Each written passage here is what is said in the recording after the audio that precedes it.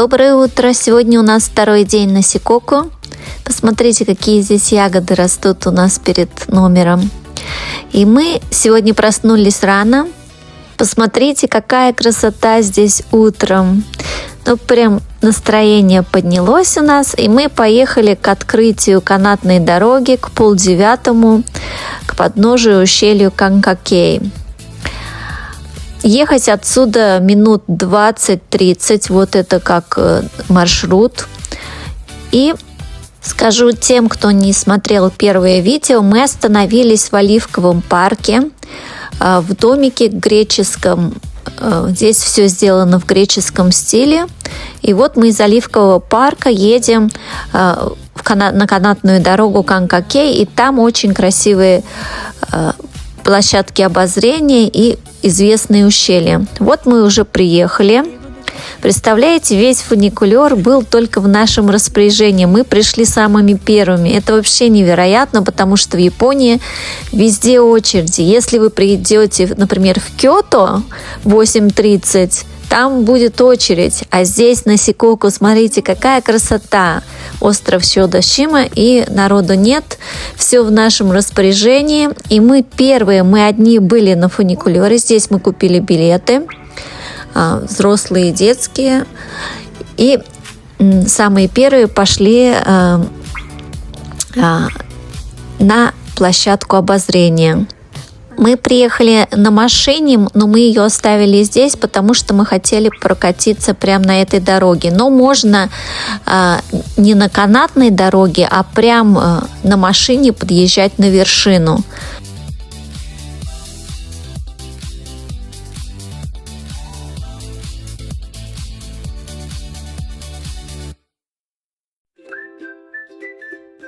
И вот здесь мы были самыми первыми. Тишина, горы и потрясающий вид. Но стоило нам подняться наверх, мы увидели, что там тоже были автобусы с туристами. Но их было немного, и они уехали буквально минут через 15. И там было очень мало народу, но народ был. Так что совет номер 1. Приезжайте к открытию, приезжайте рано. Когда мы уезжали отсюда, уже где-то начало 12 было утра, 11-15 где-то, уже был народ. Ну, конечно, чуть меньше, чем в Киото, я думаю. Но все равно утро самое лучшее время, чтобы сюда приехать. Расскажу вам немножко про это место. Название этого места переводится как «Ущелье холодной дымки». И действительно, даже в солнечный день здесь чувствуется особенная горная свежесть, которая веками вдохновляла поэтов. Когда мы поднимаемся в фуникулере, мы пролетаем сквозь 13 миллионов лет истории. Эти причудливые скалы – работа ветра и воды, которые, как скульпторы, превратили застывшую лаву в природный замок. Эти скалы – результат извержения вулкана 13 миллионов лет назад. Говорят, что Канкакей – единственное место в Японии, где в одном кадре встречаются горы, небо и бескрайнее море с россыпью островов. И это зрелище заставляет забыть о времени. Одна из скал в ущелье называется Ибоши-Ива, скала в форме старинной шапки, но местные часто видят в очертаниях камней именно фигурки животных. Неудивительно, что Мацуо Башо, это известный писатель хайку, писал здесь об обезьянках. Если присмотреться к этим скалам, кажется, что сама природа высекла из камня стражей этого ущелья в виде животных.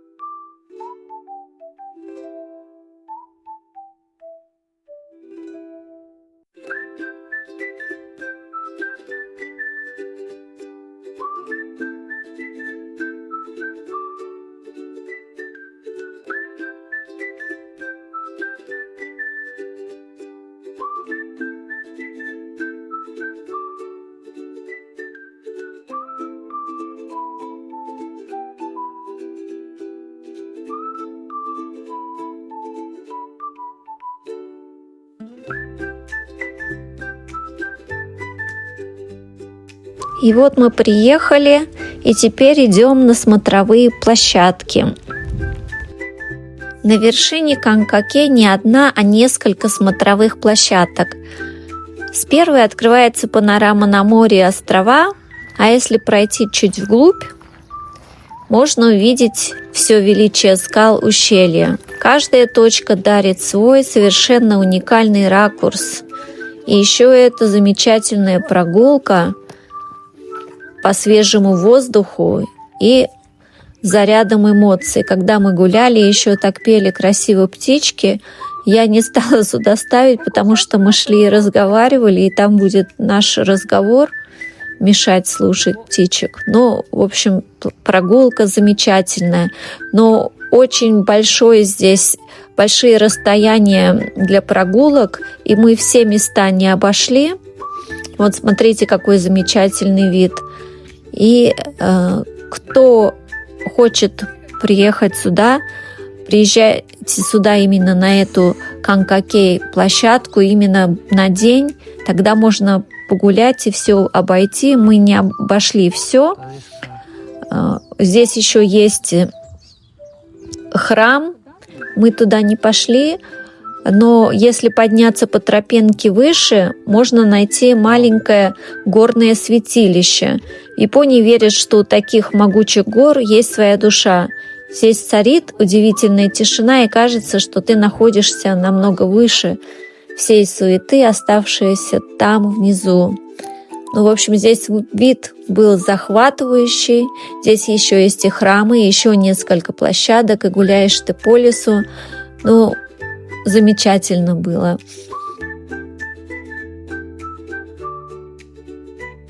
Друзья, мы находимся не просто в красивом месте. Канкакей официально входит в тройку самых живописных ущелий всей Японии.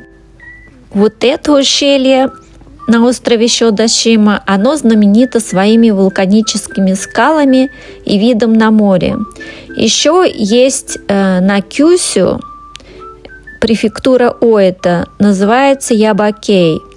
Оно славится своими лесами и тем, что скалы буквально вырастают из зелени. И третье, Торохачо, расположено на полуострове Кии, на границе префектур Вакаяма, Нара и Мие.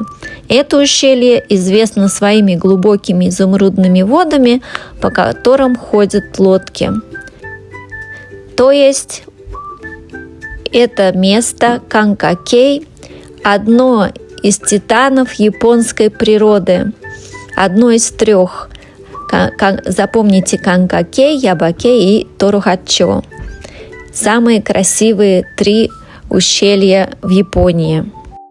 Поэтому я очень хотела приехать именно сюда, не только из-за Оливкового парка, но именно из-за этого ущелья Канкакей. Здесь действительно, знаете, не передашь. Даже вот снимала я видео, но не могу передать даже через видео, как здесь красиво. Но очень было красиво. Мы еще съездили потом на следующий день тоже в красивое обозрение, это на Сикоку. Но, честно говоря, на Сёдашима мне очень понравилось здесь, именно в Канкакей. Поэтому я еще даже хочу съездить вот это вот Беппу, которая на Кюсю находится, Ябакей. Ну, шикарный здесь вид, воздух, атмосфера. И здесь еще мы потом обедали, тоже было очень вкусно. И сувениры тоже замечательные здесь были. Ну, вообще, как душа отдыхает. Знаете, вот я живу в Японии, и я считаю, что на этой планете Земля Япония самое райское место, потому что здесь не только красиво, но еще так все обустроено, еще такой сервис хороший. Ну, в общем, и безопасно. Замечательная страна. Из-за того, что нам надо было ехать на паром и уже ехать в Такамацу, мы не смогли обойти все здесь. Но здесь вообще можно провести целый день. Советую всем, если кто приедет, приезжайте на целый день в Канкакей.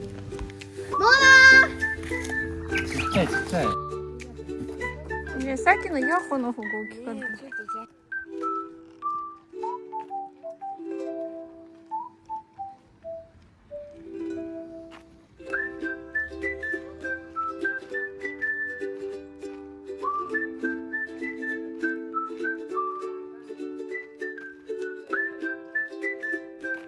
Что да его?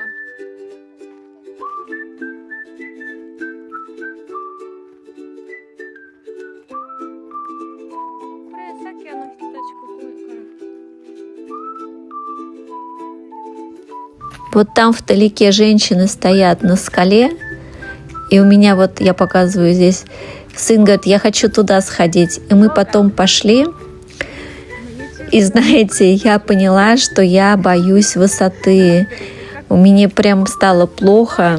Он туда прошел, говорит, давай тоже заходи с ними вместе. И знаете, как это очень страшно, хотя, знаете, я и прыгала с парашюта, и живу на 47-м этаже. Но вот так вот прям около на этой скале мне, как, не знаю, прям стало очень тяжело. Потом еще было такое же на следующий день, мы когда тоже поехали на площадку обозрения на машине. Ну, вид, конечно, там потрясающий. И эти две женщины, они оттуда снимали, там очень красиво. Но я немножечко только издалека сняла, но очень, если кто боится высоты, будьте осторожны.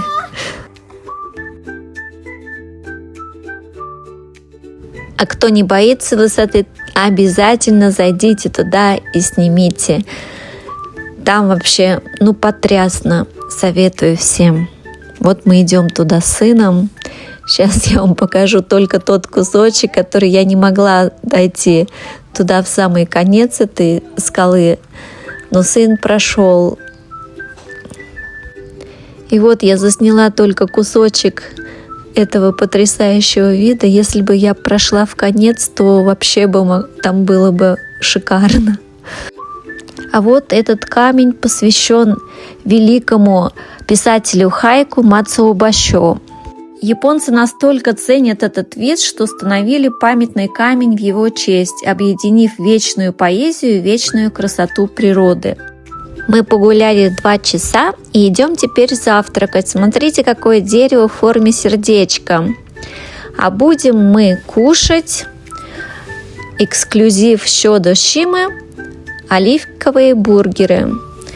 Здесь и свиньи и коровы едят корм, в который добавляют оливки, поэтому и называется оливковые бургеры. Это не из оливок сделаны, а именно что мясо, из которого они сделаны, эти животные питаются кормом с оливками. Здесь было очень вкусно и совсем недорого. Очень сочные, вкусные бургеры. И вот дальше я еще вам покажу, тоже здесь есть эксклюзив. Туалет на $1 миллион. Почему я узнала, что это за $1 миллион? Потому что там была табличка и написано было: в этом туалете все настолько чисто и технологично, что кажется, будто ты попал в 5-звездочный отель, а не на смотровую площадку. И это очень по-японски проявлять такое гостеприимство у мотэнаши даже в самых неожиданных местах. И вот после туалета мы идем на последнюю смотровую площадку перед тем, как возвращаться. Хотя есть еще много разных мест, мы просто уже не успеваем, нам надо на паром. Посмотрите, какая красота!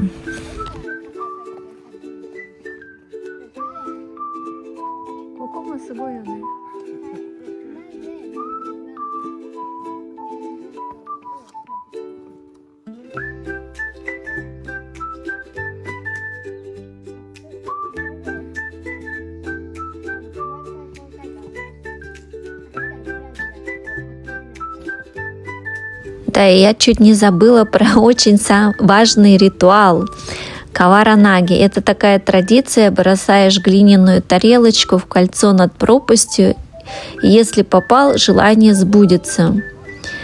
Ветер мешал, но азарт был невероятный. Да, и хочу заметить, что это экологически чистая процедура, потому что эти тарелочки сделаны из чистой глины. Первый же дождь превратит их в землю, так что природа Сикоку остается в чистоте.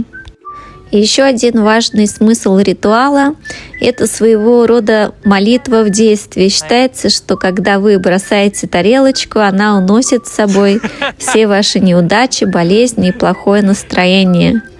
А если она пролетит через специальное кольцо, то ваше желание обязательно сбудется. Но у нас ни у кого не получилось долететь до кольца, но надеюсь, что эти тарелочки унесли с собой наши неудачи, болезни и плохое настроение.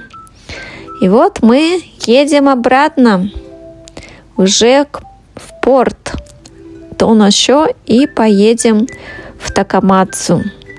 До порта ехать где-то 30 минут.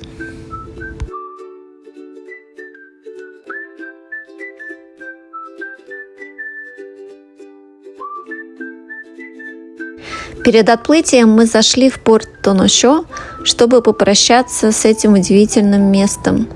Нас провожал монумент «Венок Оливы». Это не просто красивая инсталляция, это символ острова. Вот мы заходим уже на паром.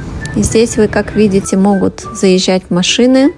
Здесь очень красиво, уютно. Если сравнивать с красным катером, то огромный паром выглядит по-настоящему роскошно. Здесь просторные палубы, мягкие зоны отдыха и совсем другой уровень комфорта. Это полноценная морская прогулка, а не просто переправа. Поэтому я вам советую именно паром, а не катер, хотя на катере быстрее. На катере ехать 35 минут, а на пароме час. Но на пароме дешевле, несмотря что здесь роскошнее и еще даже можно перекусить. И вот мы уезжаем с Сёдо-Шима, у меня остались, и у нас у всех остались замечательные воспоминания. Я благодарна Вселенной за то, что она меня привела сюда. И я хочу рассказать вам еще, какие здесь есть достопримечательности, о которых я не сняла видео. Здесь есть пляж Ангельская дорога. Это песчаная коса, которая появляется из моря только 2 раза в день во время отлива. Считается, что если влюбленная пара пройдет по ней, держась за руки, их ждет счастье. Это одно из самых романтичных мест в Японии. Потом здесь есть деревня киностудии 24 глаза. Это настоящая японская деревня 1920-х годов, построенная как декорации для знаменитого японского фильма. Там сохранились деревянные школы, дома и атмосфера прошлого века. Это уникальное место для фото.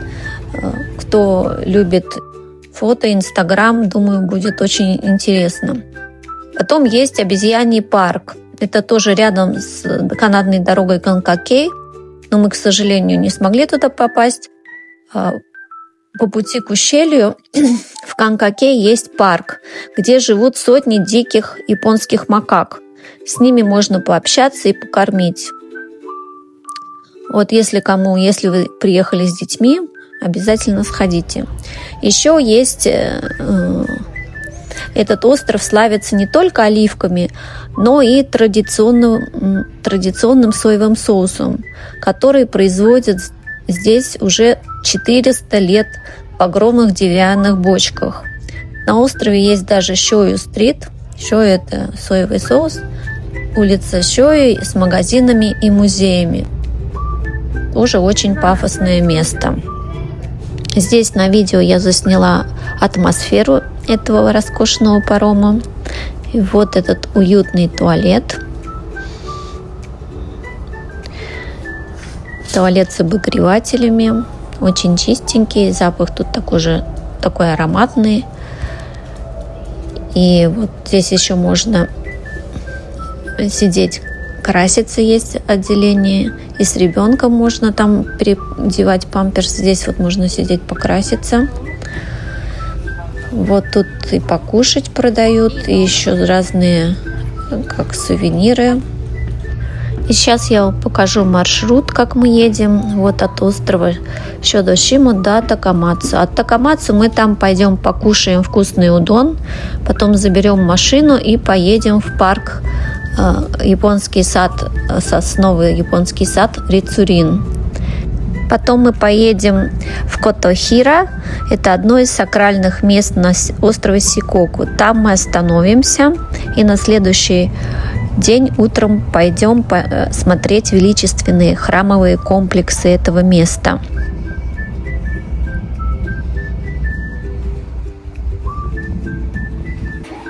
И вот мы прибыли в город Такамацу, столицу префектуры Кагава, которую по праву называют удонным раем Японии. Вот здесь символ этого города сосна. И дальше вот башня, в которой мы будем обедать.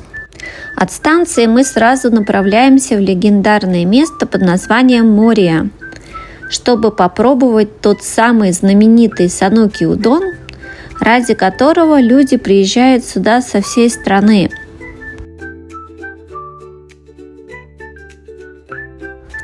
А вот и станция, железнодорожная станция Такамацу. И вот это символ Тауэр, башня, в которой мы будем обедать. Все очень близко, поэтому удобно. Мы оставили свои чемоданы, где мы арендуем машину. И вот пришли сюда. От порта до станции пешком 15 минут, а это здание, символ Тауэр, находится прямо в 2 минутах ходьбы от станции. То есть все рядышком. И вот здесь мы идем на 3-й этаж. 2-й, 3-й этажи здесь рестораны. Знаете ли вы, что удон – это не просто лапша, а целая философия? По легенде, более 1000 лет назад рецепт привез сюда из Китая великий монах Кукай, чтобы помочь местным жителям. Именно здесь, в префектуре Кагава, сложились идеальные условия: лучшая пшеница, чистейшая морская соль и знаменитый бульон на сушеных сардинах. Вот мы подошли в этот известный ресторан. Ну, как видите, очень много народу стоит, несмотря на то, что сегодня будний день и уже обед прошел. Мы уже пришли сюда где-то в 2 часа дня. Раньше удон считался праздничным блюдом, и его ели после сбора урожая или на свадьбах как символ долгой и счастливой жизни из-за длины лапши. И вот мы подождали 30 минут и заходим вовнутрь. Нам достались хорошие места за столиком. В этом ресторане Мория здесь удон возведен в ранг искусства. Мы заказали удон, темпура, потом дочка еще хотела курицу, мы заказали караги, курица в кляре. У сына вот удон с местным оливковым мясом, говядиной. И дальше вот это у мужа темпура и удон. А я заказала здесь самое знаменитое блюдо. Удон с огромной темпурой какиаги. А вот это курица дочки караги в кляре. И вот мой удон. Вот эта темпура едва подмещается в тарелку. Секрет этого места в идеальном балансе. Упругая лапша, которая буквально тает во рту, и наваристый бульон на основе местных сардинок и рико. И вот мы потом зашли в этом здании на площадку обозрения, на 30-й этаж. И потом поехали в парк Рицурин. Забрали машину и поехали в парк Рицурин. Сейчас я вам покажу карту. Можно пройти пешком, идти где-то 25 минут, а на машине где-то минут 15. И вот мы приехали в парк Рицурин. Здесь более 1400 сосен, и около 1000 из них на протяжении 300 лет подстригаются и формируются вручную мастерами. это настоящие живые скульптуры. Сосна в Японии – это символ долголетия, стойкости и благополучия. Раньше сосновые рощи были ориентирами для моряков и путников, поэтому города часто называли в честь заметных деревьев. Так что связь прямая. Эти земли исторически богаты соснами. Поэтому вот этот город называется Такамацу. Это высокая сосна. Мацу – это сосна. А почему этот парк Рицурен сделан именно соснами? Это потому, что для японских лордов даймё сосна была символом вечной власти. В Рицурен сосны – это скелет парка. Они остаются зелеными круглый год, даже когда сакура отцвела, а клены еще не покраснели. Тот факт, что парк находится в городе с названием «Высокая сосна», только подчеркивает статус этого момента. Мы вот хотели здесь покататься на лодочках, но уже все было забронировано. Только был вечер, но вечером нам уже надо было уезжать.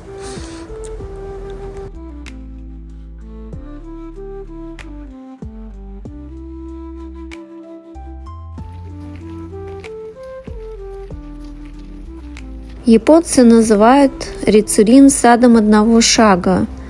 Это значит, что куда бы вы ни повернулись и какой бы шаг ни сделали, перед вами открывается совершенно новая, идеальная картина, достойная кисти художника. И действительно, когда мы ходили, с любой стороны парк казался великолепным. И уже в некоторых местах цвела сакура. В озерах Рицурена плавают огромные карпы кои. В японской культуре они символизируют силу духа и упорство. Глядя на их неспешное движение в прозрачной воде, невольно ловишь состояние дзен.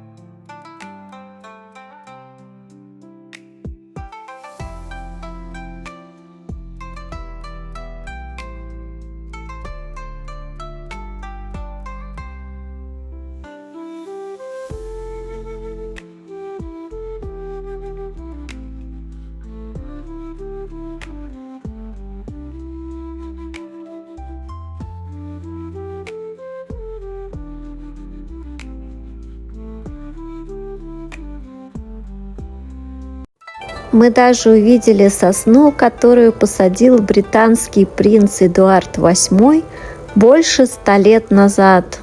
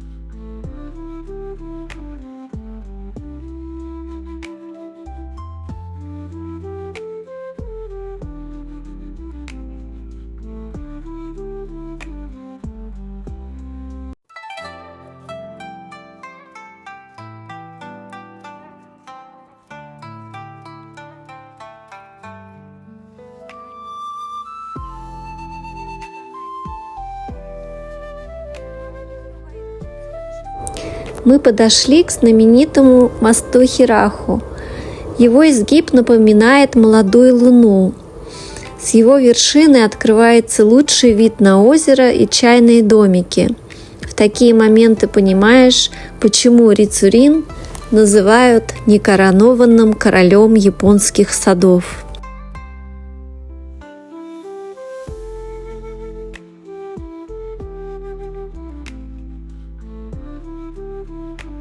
Посмотрите, какая красавица нас встретила здесь. Это японская траурница.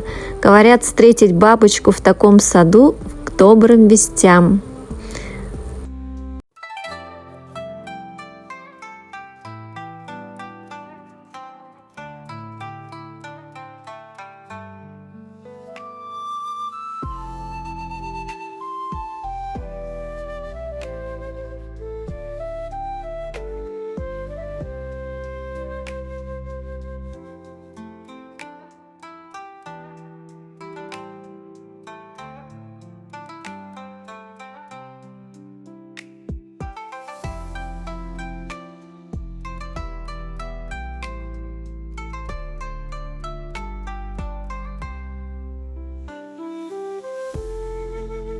Посмотрите на эти сосны.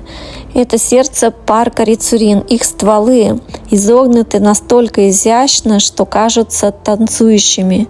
Это результат невероятного терпения японских мастеров, которые вручную формируют каждую ветку на протяжении столетий. Здесь понимаешь, что сад Японии – это не просто природа, это диалог человека и времени.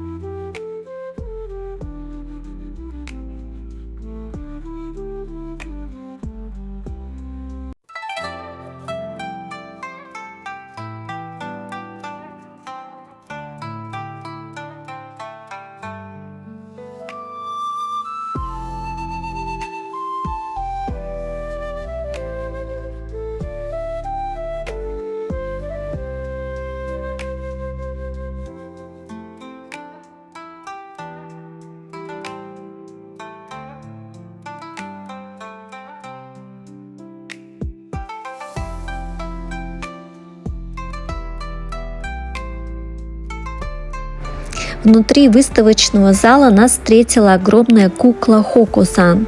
Это не просто сувенир, а легендарный символ Такамацу. В Кагаве верят, что Хоко-сан – это добрая защитница, которая оберегает детей от болезней.